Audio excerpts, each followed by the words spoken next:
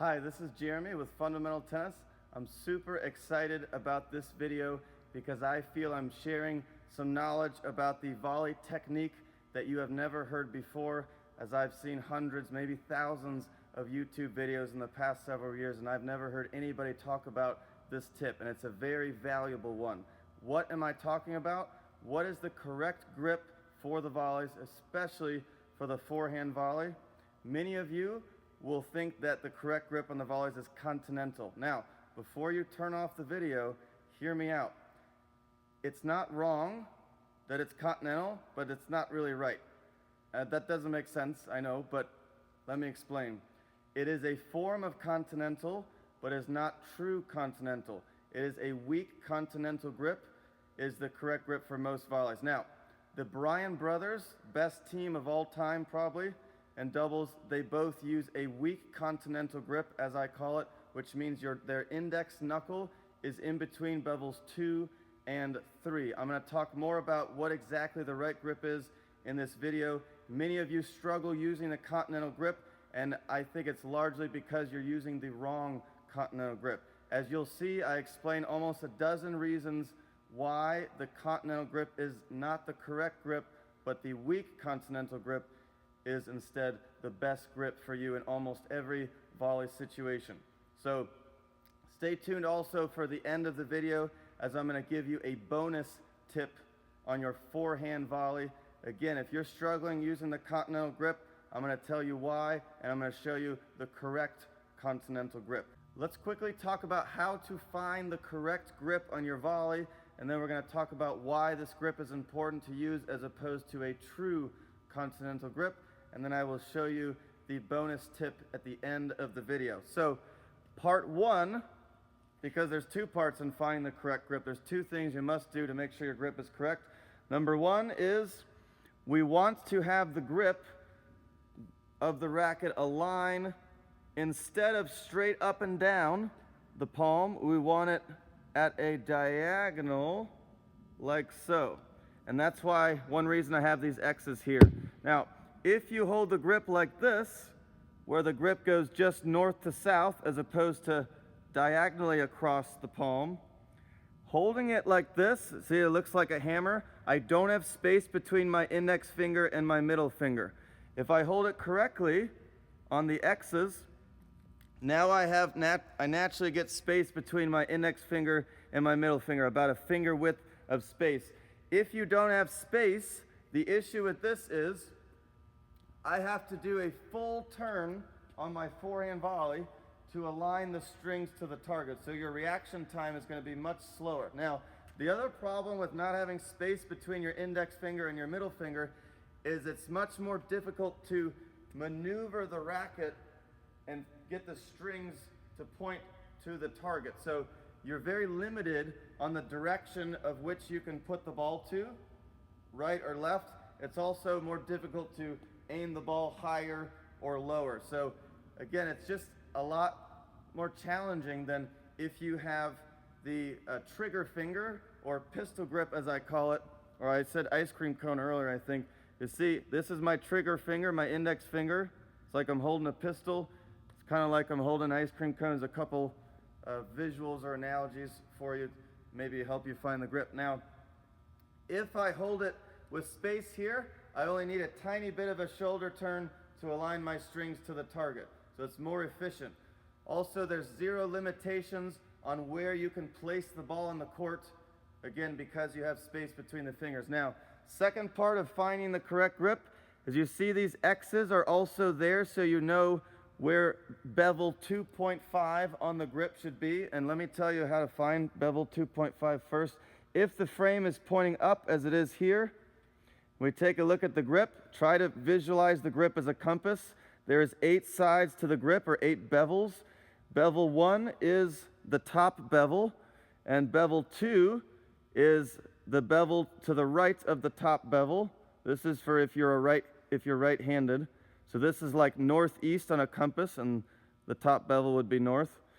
Now, right here is east. If we look at it as if it's a compass, we want our index under base knuckle of our index finger to be in line with bevel 2.5, and that means that it's in between bevels 2 and 3. Most people go to bevel 2, and that's why they don't like the grip and they give on it very quickly, because they're not going to have much success. So I get both X's. This is the center of my heel pad and the under base knuckle of my index finger, and that's the knuckle that's closest to the back of your hand. So I get the X's to go on bevels 2.5, and now I have the correct grip for the volley.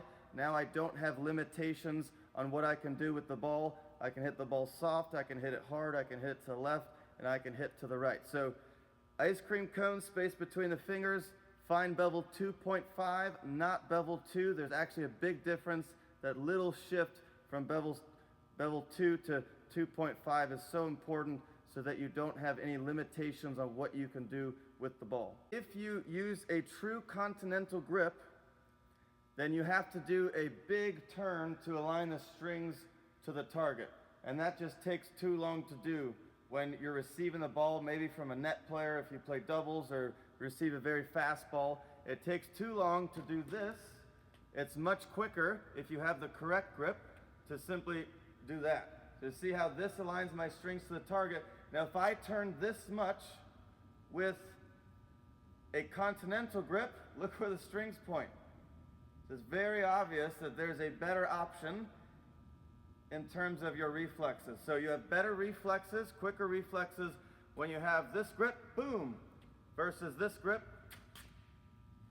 No exaggeration, guys. Give it a try. It's very awkward. You have to do a full turn if you have a Continental grip. Versus if you have the right grip, just a mini turn, just this little move. That's all you need, much quicker. Now, another reason you don't want to have a true Continental grip is if you use a true Continental grip, look how open the racket face is. Okay? Now, if I use a weak Continental grip, the strings will naturally face a little bit less open. Now, if you have an open face like this, as you will if you have a Continental grip, you have to swing very much down to compensate for the open racket face. And that just makes timing and the control of the volley much more difficult. Another reason you don't want to use a true Continental grip is because it puts too much of the palm of your hand on the top of the grip here. And what that does is it doesn't give you the support and stability you need in your hand and your wrist. It also doesn't allow you to have as much power as you don't have. Again, the palm is not behind the grip. It's mainly on the top of the grip. Now, if I use a weak Continental grip, I get the support, stability I need, the strength I need, because my palm is behind the grip. Now, another reason we want to use the weak Continental grip is because you can have the right balance of power and underspin on your volleys. If I use a true Continental grip, I have to really maneuver my arm and my body to align the strings to the target. It's very awkward. This grip's very unnatural. You're going to be limited. There's that word again. You're limited to what you can do with how much power and underspin you hit on your volley. It's more like, do you want power or underspin? With weak Continental grip, you can have as much power underspin as you want, or you can have mainly power and little underspin, or vice versa. So there's a lot more options you have on the table when you use a weak Continental grip as opposed to a true Continental. Here are yet more reasons why you don't want to use a Continental grip on your volleys. Now, as I've already mentioned, it's difficult to control the angle of the racket face, and if you cannot control the racket, it's very hard to control the ball, obviously. So when I use this true Continental grip, it's difficult to change direction of the ball, especially inside-out volleys. So let's say I receive the ball from my left. If I want to hit the ball to my right, look where the strings are pointing right now. They're pointing to the left. So I have to do this to get my strings to point that way. And remember, you're not at the baseline, you're at the net. So good luck turning your whole body completely sideways as if it's a ground stroke. You don't have much distance between you and the opponent when you volley, of course, as you're at the net. So no time to do a full turn. It's difficult to change direction, especially difficult to do an inside-out volley. Now, when you have a stretch volley or you're barely getting to the ball, it's also more difficult to get a stretch volley, especially if you want to change direction of that stretch volley. So look where my strings point. If I use the wrong continental grip, my strings are pointing to the left. Hopefully you can see that. Now if I use a weak continental grip without doing anything different with my arm or wrist, look where the strings point now. I can easily put it this way to my right, or I can hit it back where it came from to my left. So easier on stretch volleys, easier on fastballs, okay? So just a summary of why we want to use a weak continental grip versus a true continental grip on the volley is there are a lot of limitations to the ball you can hit to the opponent and the balls that you can handle receiving, whether it's a low ball or a high ball or a fast ball or a wide ball. So it's easier to receive and send the ball back when you have a weak continental grip as opposed to a strong continental grip. I did not talk about the backhand volley and its limitations in using the wrong continental grip, as that would make this video probably a bit too long and be too much information. However, this bonus tip I have for you is about the backhand volley, specifically the one-handed backhand volley. Hopefully that's the volley you're using on your backhand as opposed to a two-handed backhand volley. Now, we're going to have our left hand on the throat of the racket, of course, and our right hand on the grip. This is if you're a righty. Now, most of you use your left hand just for support and to prepare the racket. Now, your left hand actually can help you create a lot more power on your backhand volley, and I know a lot of you struggle with getting power on the backhand volley. It's typically much easier to get power on the forehand volley. The reason you're not getting as much power is very likely that you're not using this left hand to help you with power. Now, what do I mean by that? The left hand should pull back. Left hand should pull back as the right hand pulls forward towards the target. And that should happen while both hands are on the racket. So if you watch closely, in my preparation for the volley, say I'm hitting the ball this way, if you watch closely, I'm not pulling my hands in opposite directions while both hands are on the racket. So watch my elbows right now. I'm not pulling in opposite directions. Now watch closely. I'm about to use the left hand and my right hand to pull in opposite directions. Watch my elbows. As you can see, I'm creating a lot of tension and pre-stretching the muscles in my forearm, my right forearm, my hitting arm. So when I pull the hands in opposite directions, watch how fast I can move this. Okay? Now if I don't use this left hand and use the opposite force or opposite momentum of the hands, watch how fast I can, that's as fast as I can move my racket. Now, again, if I pull the hands in opposite directions like this, while both hands are on the racket, and then right before it's time to hit the ball, I go boom and just release that left hand, you create a lot more racket head speed as opposed to just leaving that left hand on there and doing this. So that left hand should go in the opposite direction, but it shouldn't be forced there. It should go on its own, because prior to releasing the left hand from the throat, you are pulling in opposite directions. Right hand's going forward, left's going back, and then boom! Watch again. If I don't do that, this is as fast as I can move the racket. I don't think that was as fast. So very important that use the opposite force, kind of like pulling a rubber band. It reminds me of pulling a rubber band. Now, maybe a bonus tip to this bonus tip is, in order to do that, your left elbow, this is a tip that I've never heard before, by the way, your left elbow or your non-hitting elbow should be at the height of about your shoulder.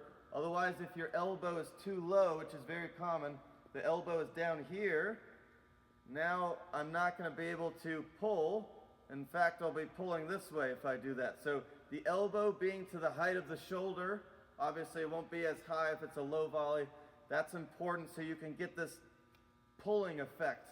I want you to replay this first volley you just saw me hit and notice how I use my left hand. Now after that first volley, the rest of these volleys I'm hitting, I'm not using my left hand, and you can see how I'm not getting near as much racket head speed. At Fundamental Tennis, I don't just tell you what to do, I tell you how to do it, because it doesn't matter what you know if you don't know how to do it.